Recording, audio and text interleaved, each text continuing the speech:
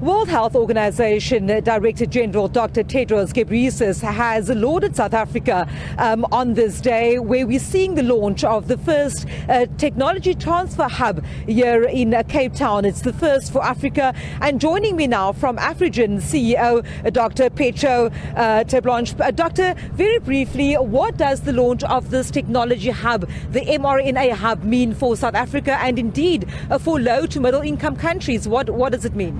So this facility here that's been launched officially today is the center of the mRNA technology transfer program. This program includes partners on 4 continents and 15 different companies. And the mandate is to to create capacity and capability to produce mRNA vaccines for low and middle income countries. This center is where the technology is developed and then transferred in an open model to 15 other partners to allow them to have the ability to produce mRNA vaccines. Now, Doctor, we understand that this is very significant given that we're not quite yet out of the COVID-19 pandemic, but in the earlier stages, the issue of vaccine hoarding, specifically among the rich and wealthier countries, was a huge issue. And of course, due to the efforts by middle and lower income countries for that equity, we see this launch here today. So this program was born as a response to vaccine inequality and no access to vaccines in low middle income countries.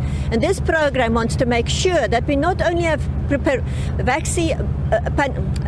this program will ensure that we not only have pandemic preparedness, but we also develop vaccines which address the unmet needs in low and middle income countries. Vaccines for neglected diseases and vaccines for diseases that has not been sufficiently addressed by high income countries. We did hear earlier on as a last question that we are in the period of the pandemic. Let's talk a bit about those other kind of vaccines that need attention here in South Africa and also on the continent. Yeah. So this is a global program. So we have put a proposed portfolio together that addresses the needs in Latin America, Asia, Africa and Eastern Europe.